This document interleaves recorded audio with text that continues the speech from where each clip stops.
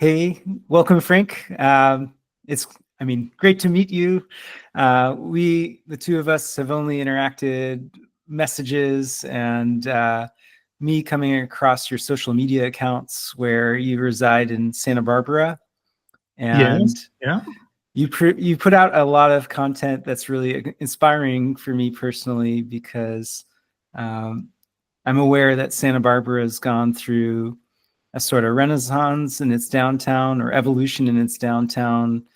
COVID, like many American communities and worldwide, explored opening up their downtowns to car-free spaces that kept the retail and also the restaurant businesses afloat.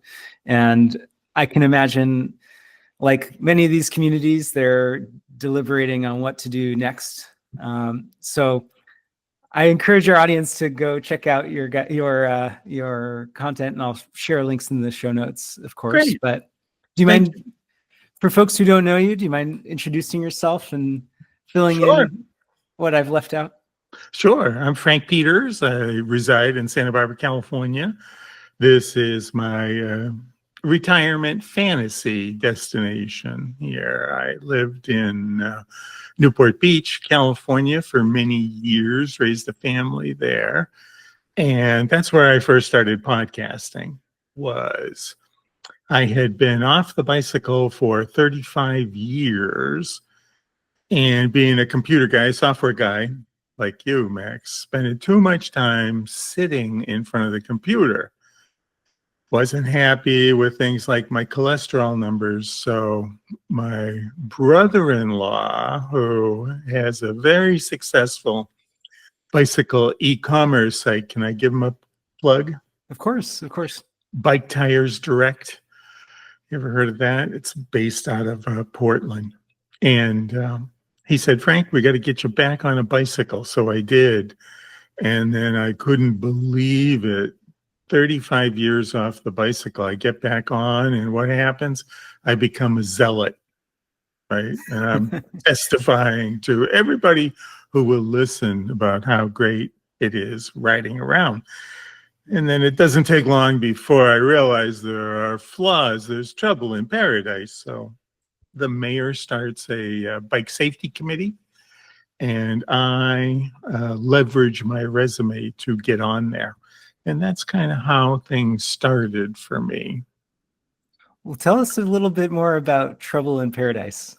For folks who may not bike at all, or bike recreationally, but maybe not every day, what's the Trouble in Paradise that brought you into the fold? Well, it's motorists blow their horn at us. I live just let's say very short distance. Let's call it 2 miles from these beautiful bike paths along the beach. I had to take a ferry across the Balboa Bay. Oh, how splendid, how romantic, how gorgeous to do that. But to get to those, to leapfrog my way over there, could be treacherous, windy roads. And I didn't like motorists blowing their horn at me. I had lived a privileged life where people didn't do things like that to me.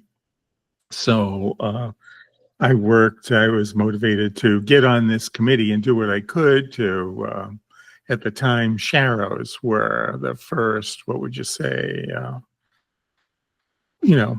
way to civilize some of the roads.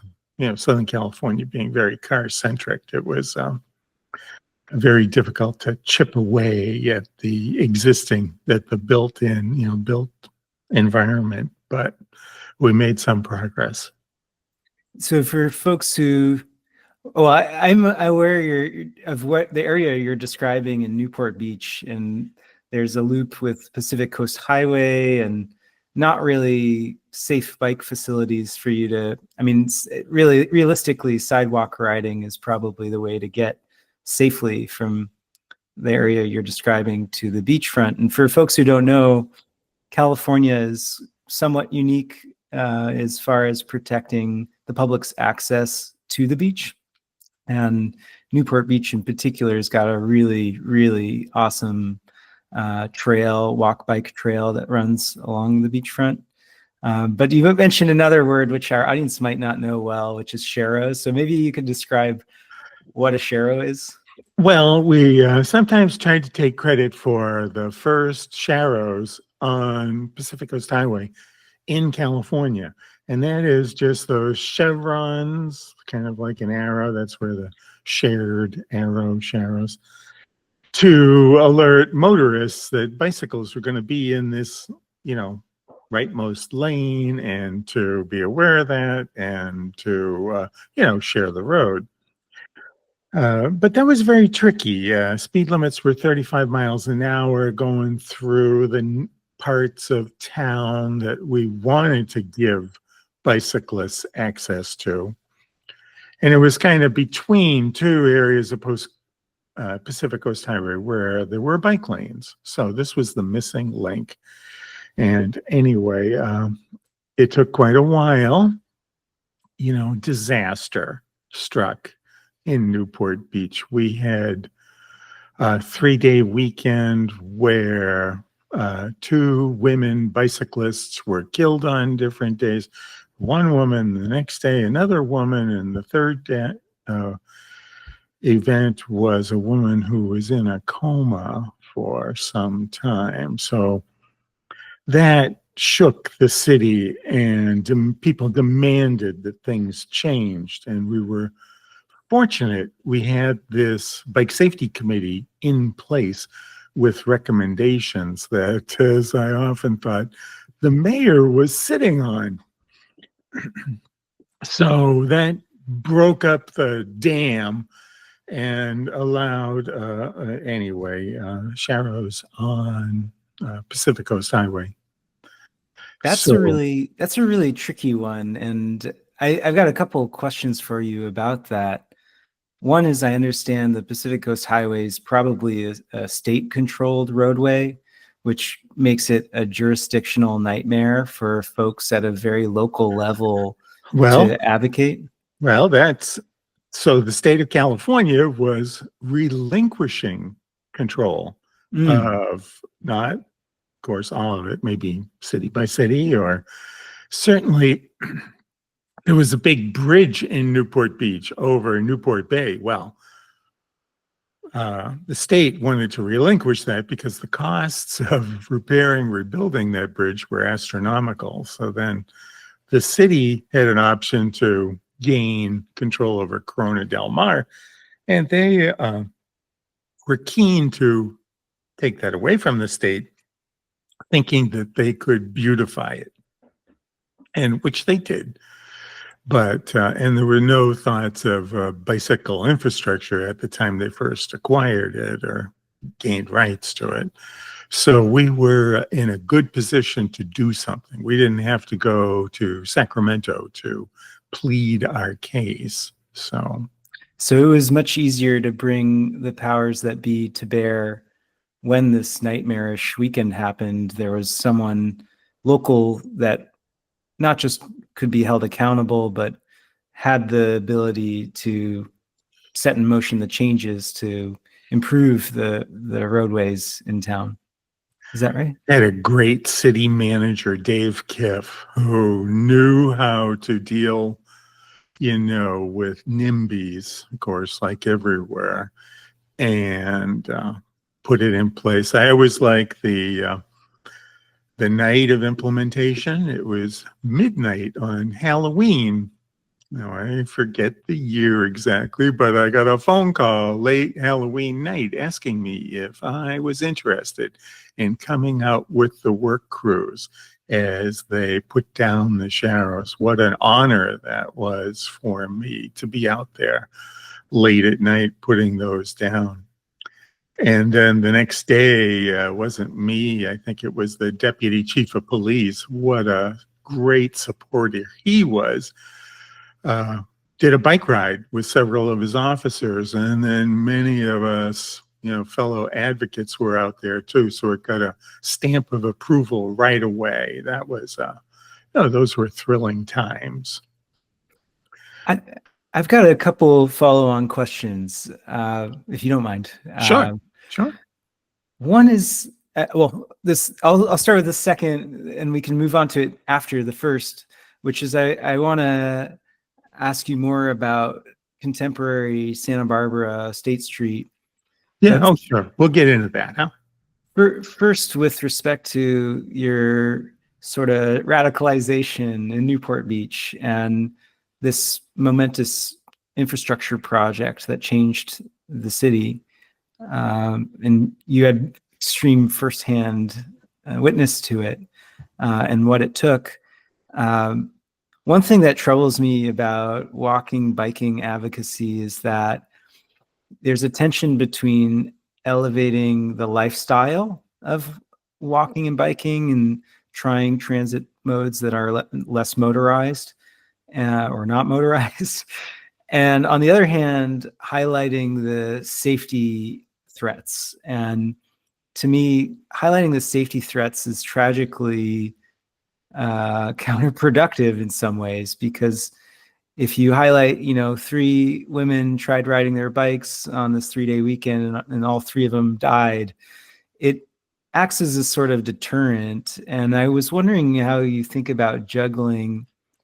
A deterrent, yes, Yeah. but it also what electrified the bicycle community. People Mhm. came from all over Orange County. 2,000 people came to her bike ride event in the city, and elected officials, they may have a number of constituencies, but they can count heads. And when they saw that kind of a turnout, they knew that it was important to listen to what we had to say. So things turned around. But in the process, that, I have to admit, that was hard. We fought so hard and long to make those recommendations. And anyway, that was like my first experience, dealing with local government. I can And imagine. Yeah, the way they're used. a lot of people live their lives without interacting with the government, especially local government, at least that they're consciously aware of. Yeah, yeah. I was smart. I was successful. I had the time to give. I was doing my podcast show, so I was talking to bicycle experts from around the country, around the world on my show at that time. And what happens is that, of course, the podcast, like your YouTube show here, it goes beyond the boundaries of San Mateo or Santa Barbara. And what I always like to claim was this ignited a renaissance of bicycle advocacy in Orange County. We would have people coming from all over the area to our bike safety meetings. And that added, you could no longer sweep the issues under a rug. So that was exciting to stir that pot anyway. That was a thrill. It makes sense. This is a great segue to State Street and your documentation. In contrast to, advocacy galvanized from instances of tragic traffic violence, what I love about biking breathing is how you highlight the happiness of people being pro-social out in the community, using public space. And I was wondering if you could speak to what led you to starting that, what led you to what aspects of it you love most, what documenting strategies you have or that you recommend to others like myself. I had a bunch of cat pictures I was going to share with you, Max, you and your audience, because you can never have enough cat pictures, right? So, talk about Santa Barbara and what was going on here. I had a 16-year-old cat who is quite mature, living in a condo here, and I would walk him through the condo grounds every afternoon. Well, some of my neighbors didn't like that, so they voted a new HOA rule that I could not walk the cat on the property. Oh, I was so upset with my neighbors. So I started taking him outside of the complex, and I'm right next door to the Arlington Theater, a major architectural jewel in the city. And then the pandemic hit, and all the streets were closed. There were no cars. It was safe. I could walk the cat around the building, and turned out he would go in every open door in just a very short while. He was endearing himself to everybody in this very localized neighborhood. He would go backstage at the Arlington. He would go to the front office. He would go to the property manager's office. He had a favorite art gallery right out on State Street that he would visit. And of course, everywhere he went, everything stopped. And people just wanted to pet him or pick him up and hold him. So we did that for about 3 years, and he lived a good long life, and almost made it to age 20. So in the process, I met everybody in the neighborhood, and the cat really, I say, haloed me. What a nice guy Frank is, huh? To have a cat that he takes for a walk every day. So without really knowing me, I was walking around with a halo. Anyway, that was my experience of like get to know your neighbor. The cat did that for me. At the same time, that was only 45 minutes once a day. I had to tell the cat he's only going out once a day. But I bought myself a new camera. I'd always been an amateur photographer, or not so amateur. I used to shoot dance.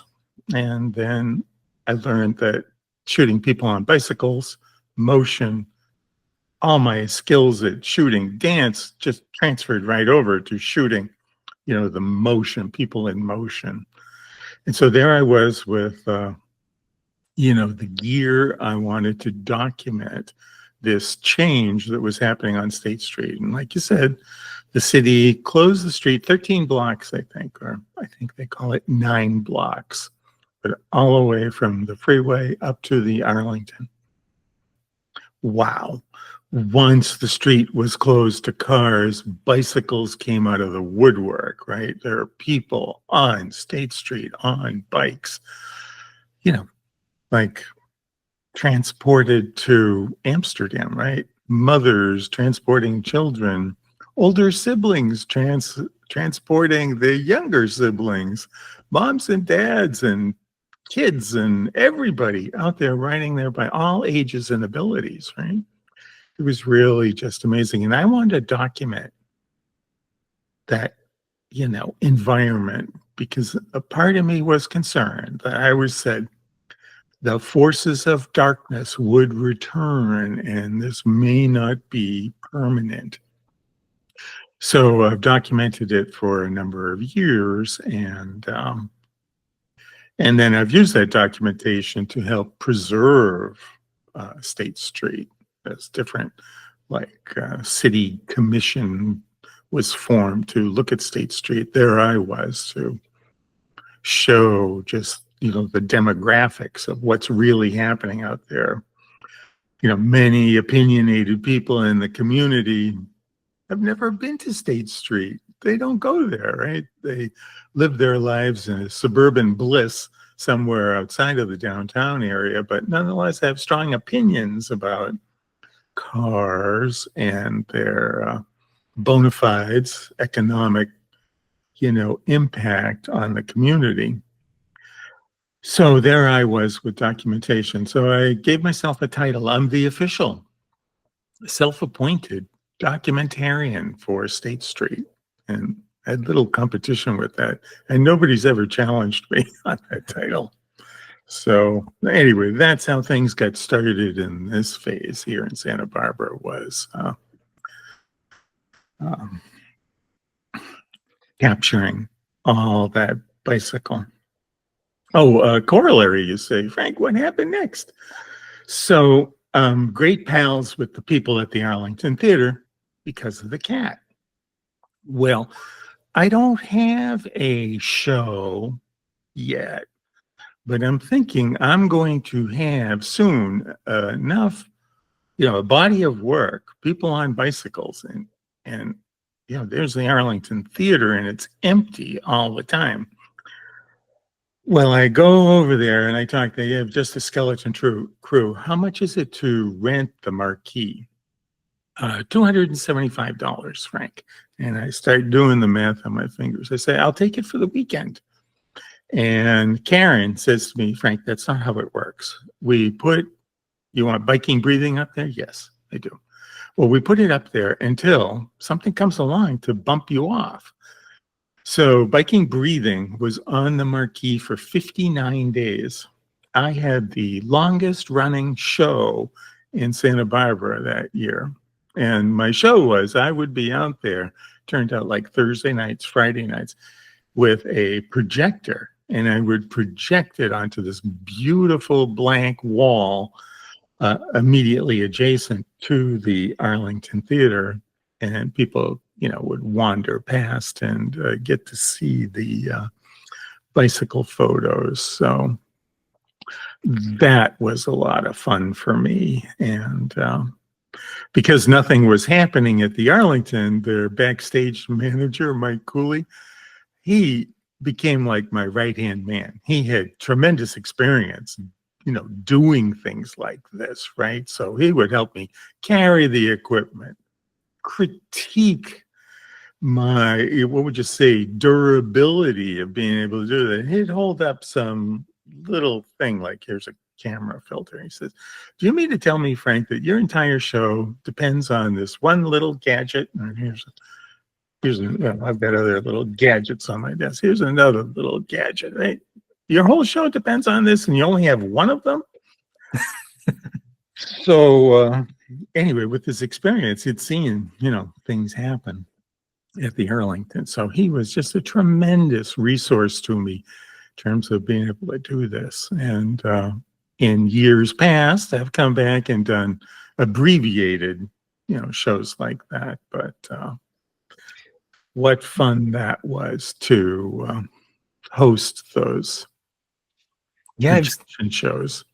I've seen your previous sharing on Instagram of the projector shows, and I've got to say that is just so clever and has the potential for so much reach and impact. And I was wondering, when you take these actions, like buying the billboard out on your local movie theater and running a projector slideshow of your photo albums for the public, at a very low cost, I should add, that's a really clever, really smart strategy for reaching people and showing, the in things my that neighborhood too, right? That's hyper local again. Yeah. Did you have any folks who you had photographed come by, see themselves on the projector and just grin? I mean, that's got to be the coolest feedback loop possible. It is. And so I still, I hang out every day on State Street, and there are people, go up and down the street and, hey, Frank, how you doing? So anyway, it was a great way to meet my neighbor. So the projection show, the best place for me to do it, to position myself opposite this wall, a beautiful setting with the tower, the Arlington Theater tower in the background, was immediately adjacent to a parklet Bouchon restaurant right there. And I told him I was going to do that, and then I show up, and I've got a boombox, and I'm making a little bit of noise, but nobody really complains. And what happens was they start bringing out wine to, quench my thirst, and I've got a microphone so I can narrate it. That's so cool. It was. And a couple of years go by, and I had only done it. I'd often do the show on the day after Thanksgiving. It's got to be dark early, right? Daylight savings time, can't do it during daylight savings time. It's too bright. So I'm having dinner. My wife and I are having dinner at Bouchon, and Mitchell comes up to me one night and he says, Frank, there are two things I miss about the pandemic. And he goes, well, first, he says, all that time with my family. But secondarily, your projection show right there next door. Well, what do you say to that? And he encouraged me to come back. And so I did another series of those a year ago. Anyway, so that was great support in the community for that. And since he and I have, gotten together on the phone with city council members to advocate for, better bicycle conditions, better treatment of the restaurants out there. So, I've really been able to connect with people who I wouldn't have other than just being a restaurant patron. Totally. It sounds like through this experience, you've just met a tremendous amount of your community members, whether they're merchants who are producing something as a vendor, or just neighbors who are living in the neighborhood, transiting, walking, biking, etc. And any tips for folks? I mean, these aren't things that strike me as things that you need to be retired to be able to do, or go out and adopt a cat to have to do. But any tips for folks who might not be situated well in their neighborhood? They don't know people yet. You moved to Santa Barbara from Portland, I understand. And when you moved to Santa Barbara, how'd you get situated? Who were the first people you met, and how did it grow from there? Well, when I moved to Santa Barbara, when I moved to Portland, I had two, what do you call it, New Year's, you're making a New Year's resolution. I had two resolutions, and one of them was, I'm not going to have anything to do with bicycle advocacy. I needed a break after Newport Beach. Well, that didn't last very long, but I never really, they did bike share in Portland, and I participated in that. But I came to Santa Barbara, and Ed France, who was the executive director of SB Bike, he had been a guest on my show years prior. So we would meet for coffee, and it wasn't long before I just told him, I said, if you don't put me on your board, I'm just going to be one of those people who's not on your board, who's a pain in the ass for you. So put me on the board, please. And I also have, like yourself, computer skills. When I get there, I say, boy, you could really use some work on your website. And what he says to me surprised me. He says, no, thank you. However, I do have this other group, and they're meeting in a week, Frank. So why don't you come with me? We'll go down to Carpinteria, and I'll introduce you to the people behind Cycle Cal Coast. They need some website work. So I went with him, and there I was, all the transportation people in both Santa Barbara and Ventura counties trying to collaborate around a website to promote bicycle tourism in the region. And there was only one problem. They didn't have anybody to build their website. So I show up, and in like one meeting, they just throw the keys to the kingdom at me.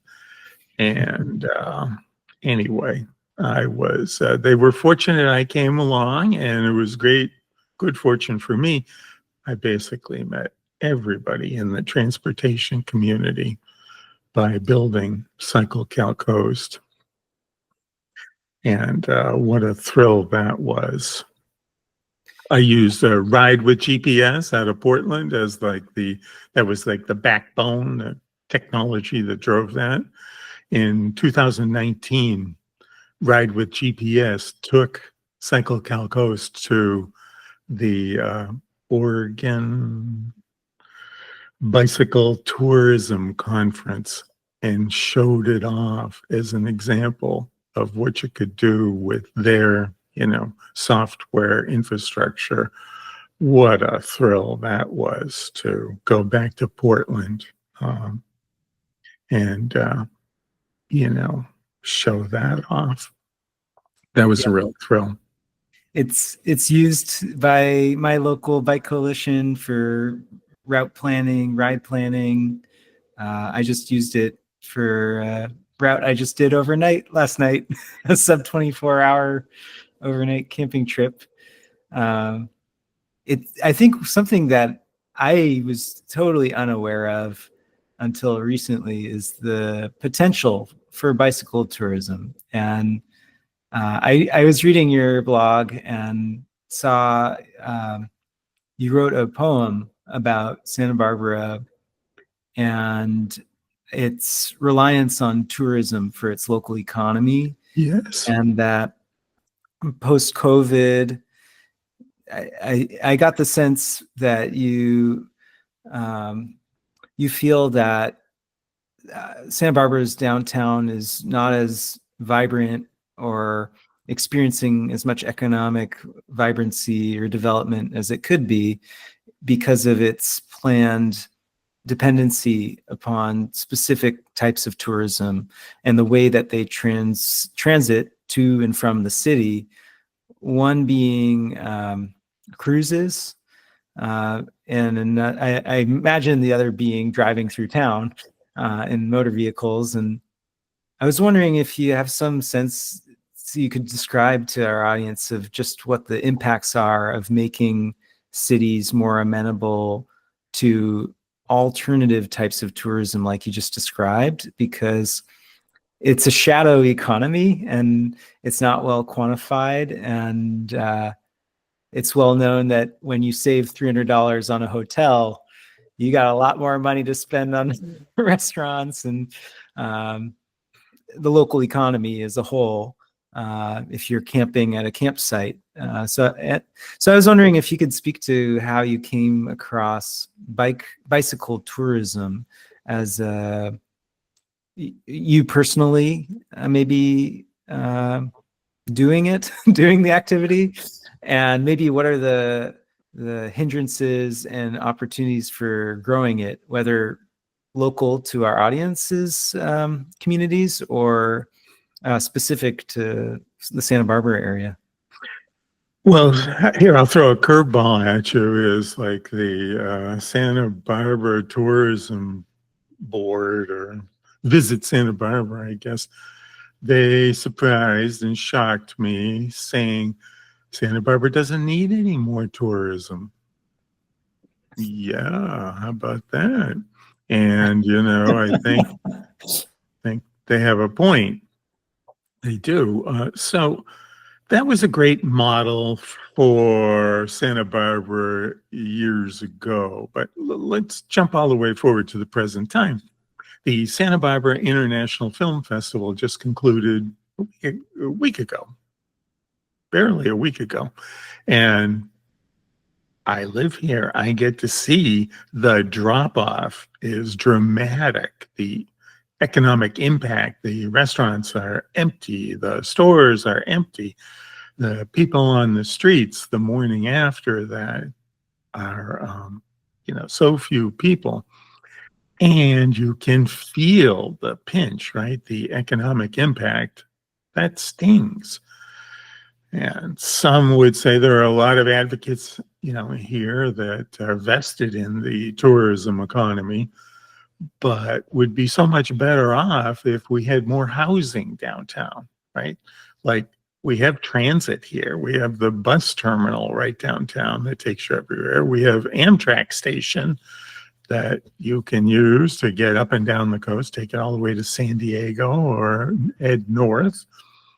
So anyway, the city council starting to warm up to that. We have a big outdoor retail mall here, And I was surprised how quickly they embraced the concept of converting that, maybe not all of it, but workforce housing, something we desperately need, like every city along the coast here. The people who provide vital services, let's say you're mountain biking and you have an accident and you go to the hospital, your x-ray technician lives, some cases, 50 miles away because they can't afford to live in Santa Barbara. That's, of course, contributes to, climate change and, uh, people wanting then to widen the 101 freeway so that you can live, far to the south or far to the north. So anyway, This is not unique to Santa Barbara yeah, whatsoever. I mean, we are both California residents, and you mentioned NIMBYs earlier, and there's a counter movement, self-titled YIMBYs, Yes in My Backyard, and yeah. Hmm. I understand part of the reason Santa Barbara is in this state that it is housing-wise is this oversight by the California Coastal Commission, and a lot of feuding over many decades over just how much development happens along California's coastline. I mean, there's a generation of Californians who might self-title themselves as environmentalists, um, or maybe more overtly selfishly protecting the coast for themselves where they already reside. But Well, this I'd isn't, say the yeah. biggest problem with the Coastal Commission is they think Airbnb is something good. Mm, That mm. families can come to the beach and stay not in a pricey hotel, but stay in an Airbnb. So last I heard, there's something like 2,500, resident homes in Santa Barbara that have been converted to Airbnb. And that stock, let's just say a decade ago, maybe a little more, would have housed 2,500 families. So that's a terrible consequence of Airbnb.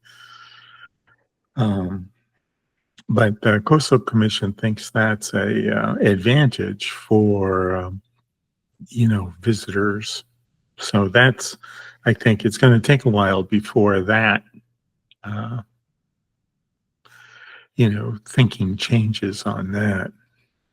Yeah, I've heard in some of the discussions about California Coastal Commission politics and oversight is one of their goals is to facilitate access to the coastline, and that's been an argument for blocking redevelopment of surface parking lots into housing. Or Is that blocking bike lanes in Huntington Beach along Coast Highway because you got to take parking spaces off of Coast Highway to paint the bike lane. Wow, that stings, right? That stings. yeah. Such that people could go to the beach without a car. Wow. That So I've testified in front of the Coastal Commission a number of times, not 10, but more than 5 on different issues. And anyway, I've often enjoyed that, but never gained any real satisfaction for the issues that I've brought before the Coastal Commission. How about go back to Santa Barbara? I got a couple of things here I wanted to talk about is back to re-engaging with my community, let's say after the pandemic. Strong towns, you've heard of that. There's strong towns, what do you call them? Subsets of strong towns in what, 350 cities across North America now? Something like that. One in San Mateo too. Are you familiar with it, Max? I'm not positive if they're active. They're self-titled local conversations rather than Yeah, local chapters. yeah, But right. yeah, I'm not sure I've met anyone locally I know it was started a few years back, but I think it subsided. Oh, But it's going no. full steam here in Santa Barbara. Oh, And sure, sure. we have a group of wannabe urban planners, right? Future urban planners kicking up a storm here in Santa Barbara. They're smart. They're young. People like them. And they have monthly meetings, and they send people to city council meetings to talk on the issues, whether it's workforce housing or mobility, how to have, a 15-minute city, how to make Santa Barbara more livable and less car dependent. So they reached out to me because I was posting my photographs of bicycle life on State Street. So I got involved with them a year or so ago. And I was really pleased to connect with all these 20-year-olds who, have a head full of vision and are out there to, make things happen and show up at meetings. I don't testify before the city council anymore. I'm letting others do that for me. So that kind of was a way for me to get involved in local activism and contribute in that way. And what do you know? That's when I said, I know how to do podcasting and I know how to run a video camera, and we should do some promotion for our events or the people behind this organization. And anyway, that's kind of how I got to where I am right now, is taking some of the issues that they champion and putting them on camera and publishing them. And of course, the guy who founded Sully Israel, his name is Strongtown Santa Barbara, has gone on, started his own YouTube channel, which is phenomenally successful. Oh, God. His first video got 7,000 visitors. His second one got 70,000. So I have a ways to catch up to him. I was tickled. He often thanks me. I gave him camera and a microphone. I gave him the DJI Pocket 2 that I had and a microphone, and he has used that to great advantage. And I'm sure he's waiting for the next, the Pocket 4 to come along, so he will inherit some of my gear here. So anyway, that was a lot of fun for me to re-engage through these younger people, and maybe every once in a great while offer some kernel of advice, what to do, what not to do. And anyway, that's been very satisfying. I can imagine. I am thinking of how you find balance between, I guess, online community participation and advocacy, if you call it advocacy, or in person, because I'm familiar with strong towns to some extent, and I know with the local conversation model of people congregating in person at a location in the community and conversing, that they really emphasize that in-person aspect over online chitter chatter and hemming and hawing and diatribe fighting on websites like nextdoor.com. So can you speak to how you juggle your in-person community involvement versus your digital? And obviously your digital content creation has tremendous reach. Like, I mean, me hundreds of miles away came across you and resonated with me deeply. How do you juggle the two, I guess? Well, I have a very good friend up in San Luis Obispo County who once upon a time, I guess it was during the pandemic, I was feeling a little bit down that my how I chose to engage with the community. It wasn't going the way I wanted, and I was disappointed with that. And the pandemic didn't help because couldn't gather.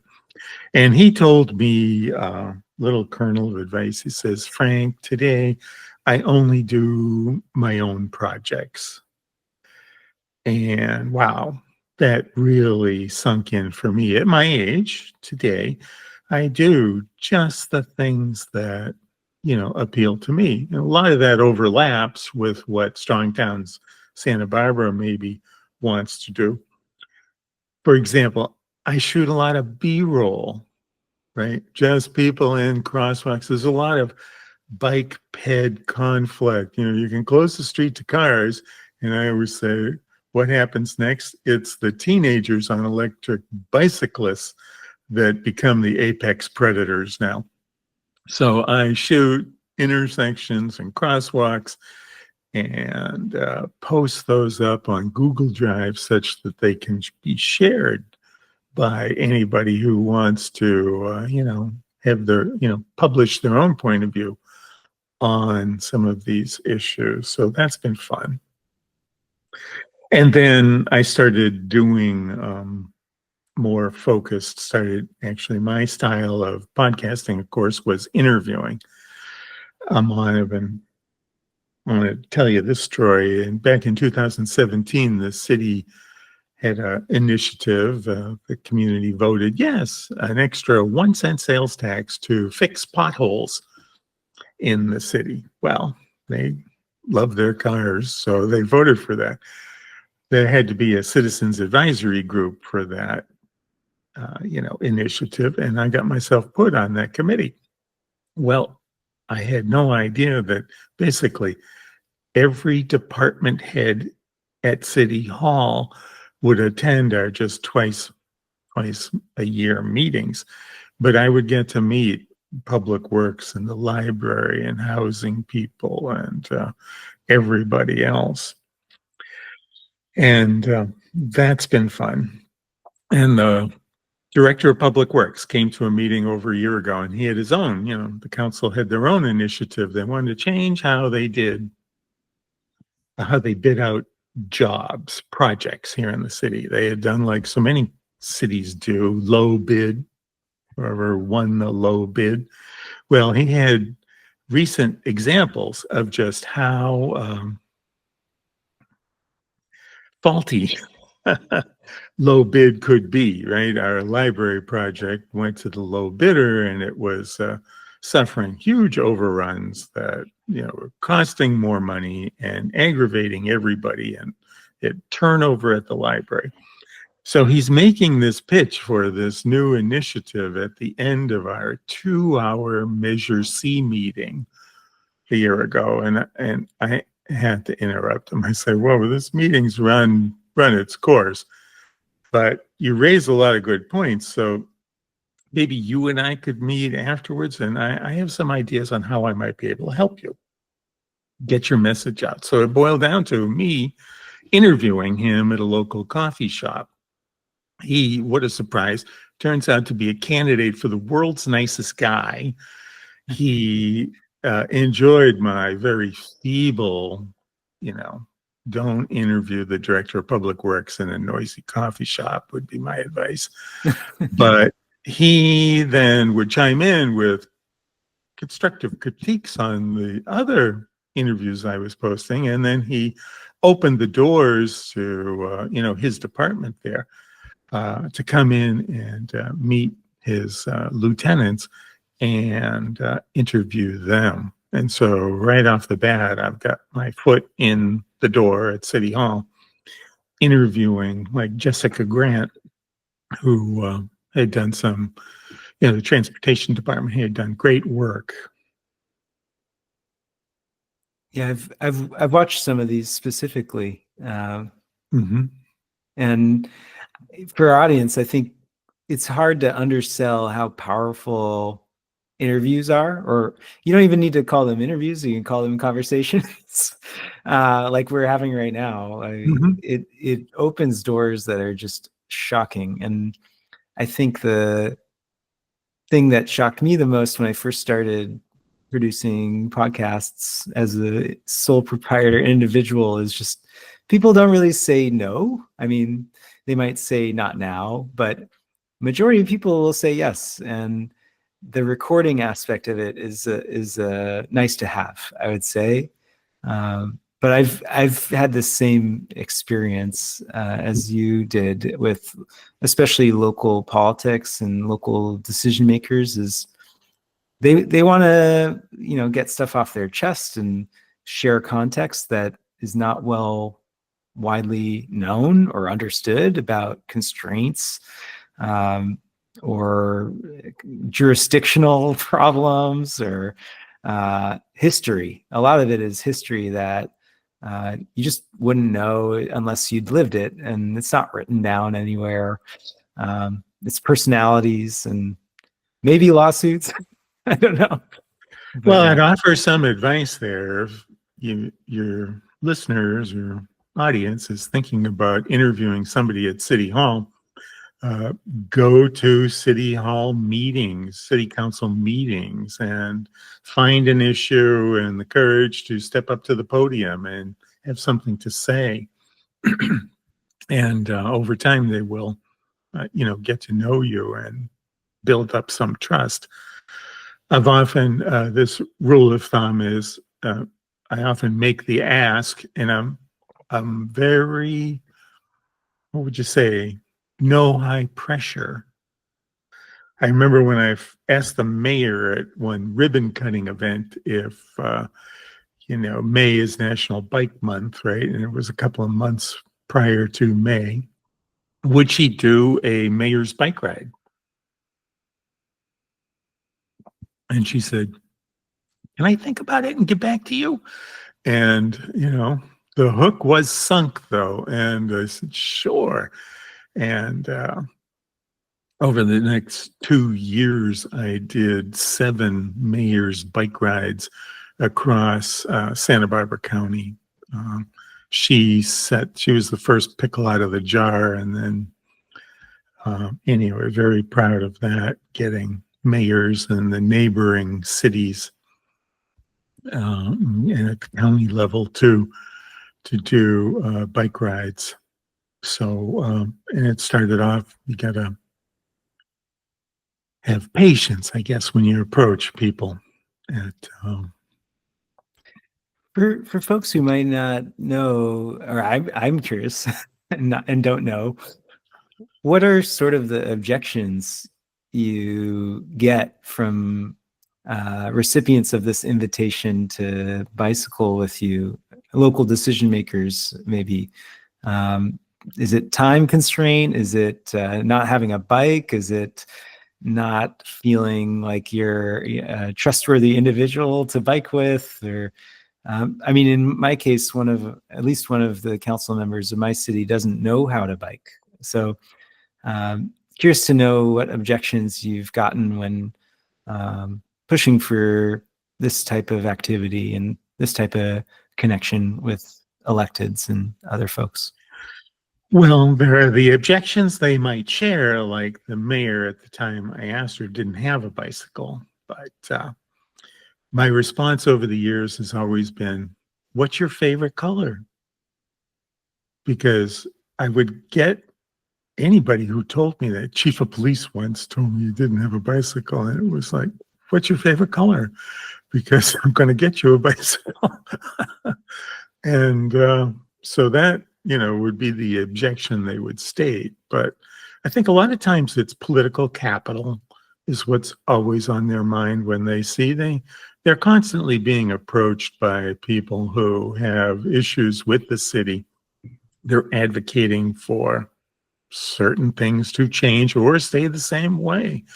And so being really positive and upbeat and taking your time, just whenever they're ready.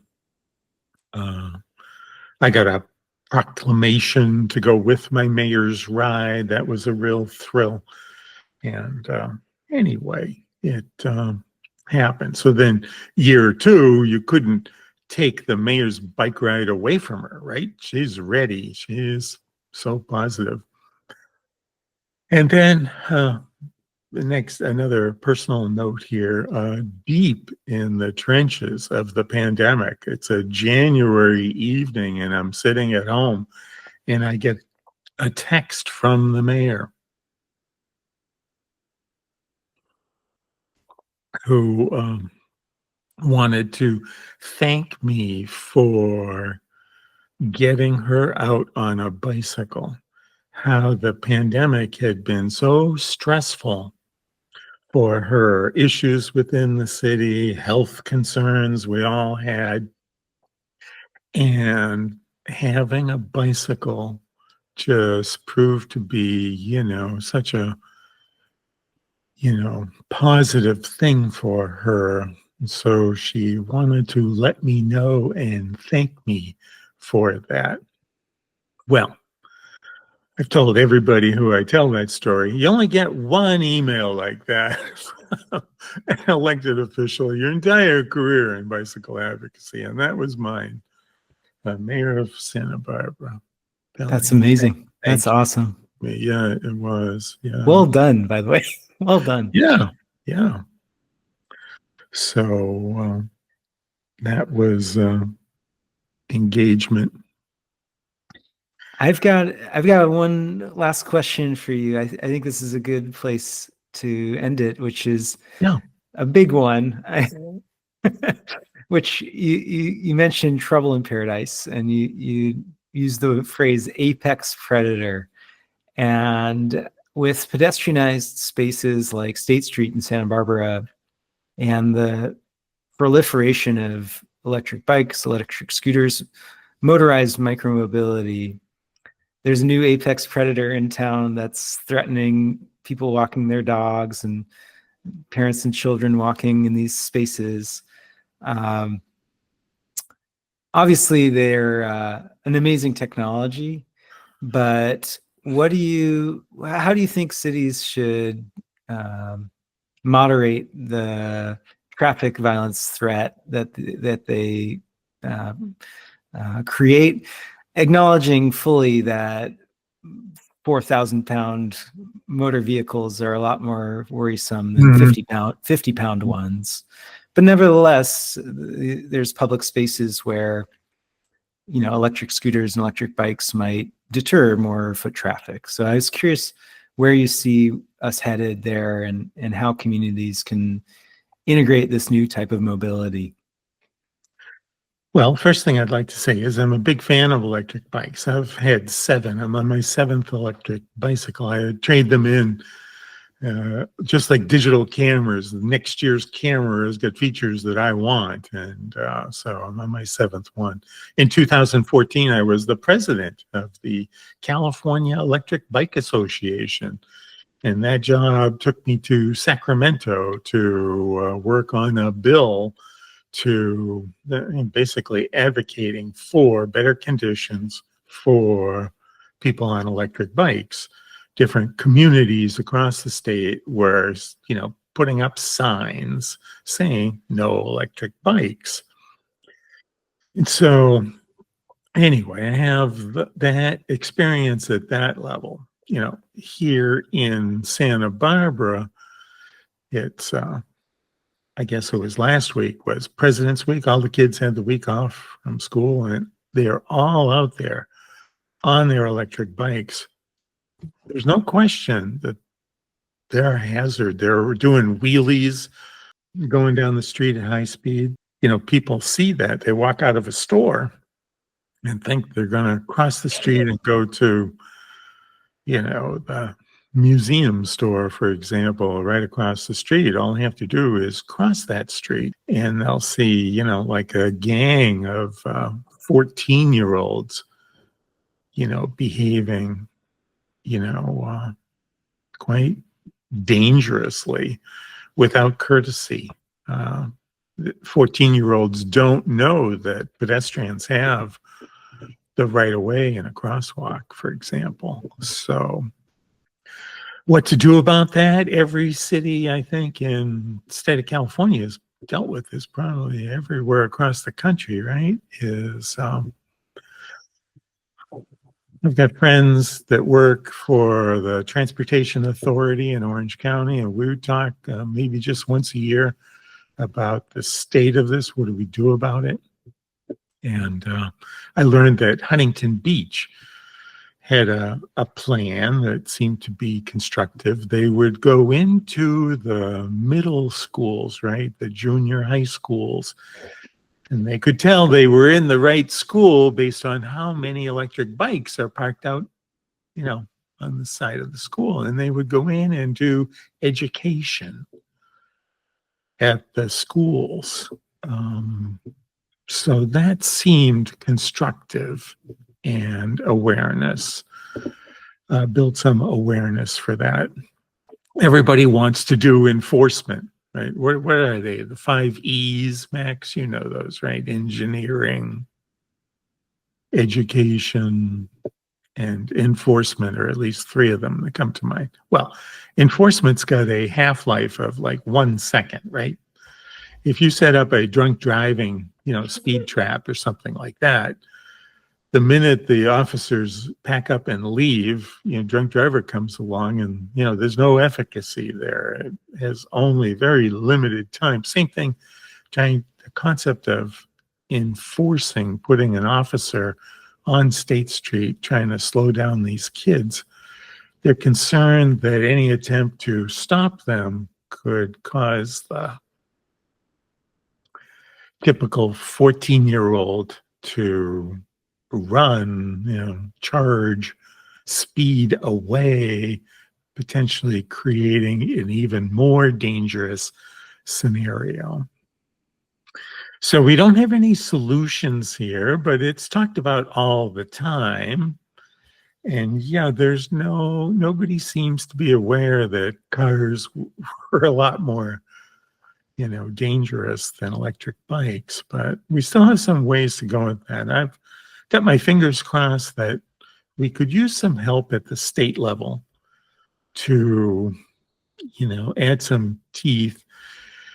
Should be able to, I don't know, can I go out on a limb here, confiscate an electric bicycle from a 13, 14-year-old who's riding, in an unsafe manner. Yeah.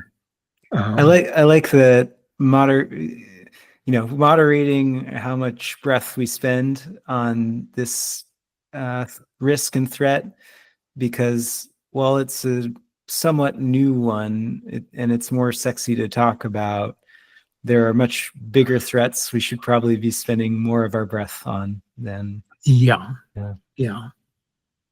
I agree with that. Yeah. Things can only get better, I often say. I'm sorry I don't have more to offer there, but there aren't many examples you can look to. Boulder, Colorado, downtown Boulder, their bike paths are not just straight, straight lines, let's say, and there's a slope to State Street. So going down towards the beach, they speed up because of the elevation loss too. So there's been talk about turning the bike lane into, a number of S curves and using, foliage and plantings that would cut the speed down. But that's been very slow. There's been no evidence. Nothing has happened there with that. So we'll see if that changes anytime soon. Yeah, no, I think it's an area of active development. I was in Miami visiting family a month ago and was walking and noticed a roadside memorial, and it was for a woman who deceased from a traffic violence incident on her bicycle, having collided with a middle school age youth on an e-bike. He was riding haphazardly and wearing a helmet while she was not. And just a very, very rare incidence of traffic violence in this manner, but it led to this community, Key Biscayne, Florida, banning electric bikes outright. And I think it was the first instance in the US of a city passing that kind of an ordinance, which is a total shame. But I think it's something that needs to be dealt with one way or another. And I like your suggestion about meeting youth where they're at in schools and